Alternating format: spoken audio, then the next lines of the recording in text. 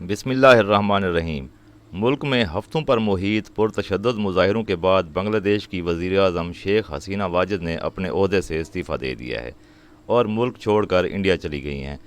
76 سالہ رہنما حسینہ واجد کا ہیلی کاپٹر انڈیا میں اتر چکا ہے اور اس دوران ڈھاکہ میں ان کی سرکاری رہائش گاہ میں ہزاروں احتجاجی مظاہرین گھس آئے ہیں۔ شیخ حسینہ نے تقریباً 2 دہائیوں تک بنگلہ دیش پر حکومت کی اور وہ ملک میں سب سے طویل دورانیے کے لیے وزیر اعظم رہنے والی سیاسی رہنما ہیں۔ شیخ حسینہ واجد کو اکثر بنگلہ دیش کی معیشت کو ترقی دینے کا کریڈٹ دیا جاتا ہے، لیکن حالیہ برسوں میں ان پر آمرانہ طرز حکمرانی اختیار کرنے کے الزامات بھی لگتے رہے ہیں۔ شیخ حسینہ واجد 1947 میں مشرقی بنگال میں پیدا ہوئی اور سیاست ان کے خون میں رچی بسی ہوئی تھی۔ وہ قوم پرست رہنما شیخ مجیب الرحمان کی صاحبزادی ہیں، جنہیں بنگلہ دیش کا بنگلہ بندھو یعنی بابا قوم قرار دیا جاتا ہے۔ ان کی قیادت میں ہی بنگلہ دیش پاکستان سے علیحدہ ہوا تھا اور وہ 1971 میں ملک کے پہلے صدر بنے تھے۔ اس وقت سے ہی شیخ حسینہ نے خود کو ڈھاکہ یونیورسٹی میں ایک اسٹوڈنٹ رہنما کے طور پر منوا لیا تھا۔ 1975 میں فوجی بغاوت کے نتیجے میں شیخ مجیب الرحمان اور ان کے خاندان کے متعدد اراکین کو قتل کر دیا گیا تھا۔ اس حملے میں صرف شیخ حسینہ واجد اور ان کی چھوٹی بہن بچ پائے تھے، کیونکہ اس وقت ملک میں نہیں تھے۔ انہوں نے اس دوران انڈیا میں جلا وطنی کاٹی اور 1981 میں واپس بنگلہ دیش لوٹی اور اپنے والد کی جماعت عوامی لیگ کی سربراہ مقرر ہو گئیں۔ انہوں نے جنرل حسین محمد ارشاد کی فوجی حکومت کے دوران دیگر سیاسی جماعتوں کے ساتھ مل کر جمہوریت کی حمایت میں احتجاجی مظاہرے کیے۔ اس تحریک نے شیخ حسینہ کو مقبولیت کی بلندی پر پہنچا دیا اور وہ ایک قومی رہنما بن کر ابھری۔ وہ 1996 میں پہلی مرتبہ ملک کی وزیر اعظم بنی۔ اس دوران انہوں نے انڈیا کے ساتھ پانی کی شیئرنگ کی ڈیل طے کی اور ملک کے جنوب مشرقی علاقوں میں لڑنے والے عسکریت پسندوں کے ساتھ امن معاہدے پر دستخط کیے، لیکن اس کے ساتھ ساتھ ان کی حکومت پر نہ صرف کرپشن کے الزامات لگتے رہے بلکہ وہ انڈیا سے زیادہ قربت کی وجہ سے تنقید کا نشانہ بھی بنتی رہیں۔ 2001 میں وہ اپنی سابق اتحادی جماعت بنگلہ دیش نیشنلسٹ پارٹی کی رہنما بیگم خالدہ ضیاء سے الیکشن میں شکست کھا گئیں اور انہیں وزیر اعظم کا منصب چھوڑنا پڑا۔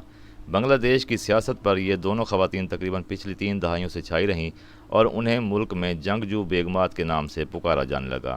سیاسی مبصرین کا کہنا ہے کہ ان 2 رہنماؤں کی لڑائی کے سبب نہ صرف ملک میں بم دھماکے ہوئے، لوگ لاپتہ ہوئے اور لوگوں کا ماورائے عدالت قتل ہونا ملک میں معمول بن گیا۔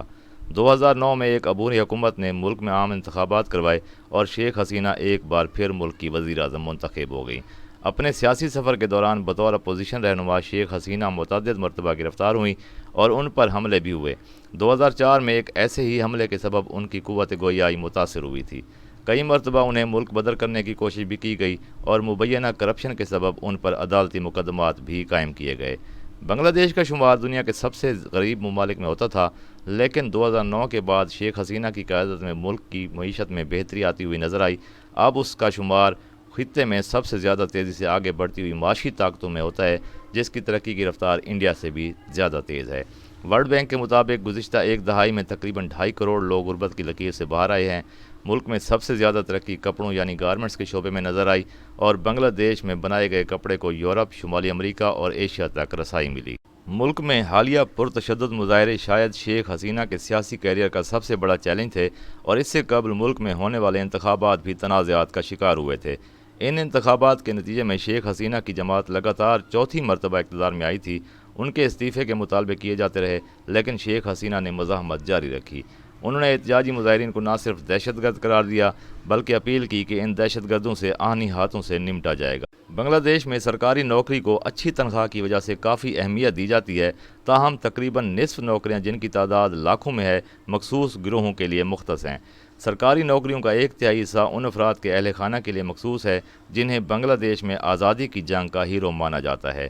تاہم ملک میں طلباء اور دیگر احتجاجی مظاہرین کا کہنا تھا کہ یہ نظام متعصبانہ ہے اور سرکاری نوکری صرف میرٹ کی بنیاد پر ہی ملنی چاہیے۔ طلباء کا یہ احتجاج ایک حکومت مخالف ملک کی تحریک میں بدل گیا۔ دنیا میں کرونا وائرس کی وبا پھیلنے کی وجہ سے بنگلہ دیش میں بھی مہنگائی بڑھ گئی تھی، زرعی مبادلہ کے ذخائر کم ہو گئے تھے اور بیرونی قرضہ تقریباً 2 گنا بڑھ گیا تھا۔ ناقدین کا کہنا ہے کہ ملک میں بڑھتی ہوئی مہنگائی اور غربت کی اصل وجہ شیخ حسینہ کی حکومت کی بد انتظامی ہے۔ ان کا دعویٰ ہے کہ ماضی میں ملک کی معاشی کامیابیوں کا فائدہ صرف انہیں ہی ہوا ہے جو عوامی لیگ کا حصہ تھے۔ ان کا یہ بھی کہنا ہے کہ اس دوران ملک میں انسانی حقوق کی خلاف ورزیاں ہوتی رہیں اور جمہوریت کا معیار گرتا گیا۔ وہ شیخ حسینہ پر آمرانہ طرز حکمرانی اختیار کرنے کا الزام لگاتے ہیں اور کہتے ہیں کہ سابق بنگلہ دیشی وزیر اعظم نے اپنے سیاسی مخالفین اور میڈیا پر پابندیاں عائد کیں۔ شیخ حسینہ اور ان کی حکومت ان الزامات کی تردید کرتے ہیں۔ حالیہ مہینوں میں بنگلہ دیش نیشنلسٹ پارٹی کے سینئر رہنماؤں اور ہزاروں سیاسی کارکنان کو حکومت مخالف مظاہروں کے درمیان گرفتار کیا گیا۔ انسانی حقوق کے لیے کام کرنے والی تنظیموں کا کہنا ہے کہ 2009 کے بعد ملک میں سیکورٹی فورسز کے ہاتھوں ماورائے عدالت ہلاکتوں اور جبری گمشدگیوں میں اضافہ ہوا ہے۔ شیخ حسینہ کی حکومت ان الزامات کی دو ٹوک انداز میں تردید کر چکی ہے، لیکن اس کے ساتھ ساتھ ان کی حکومت غیر ملکی صحافیوں کو بھی ملک میں ان واقعات کی تحقیق سے روکتی رہی ہے۔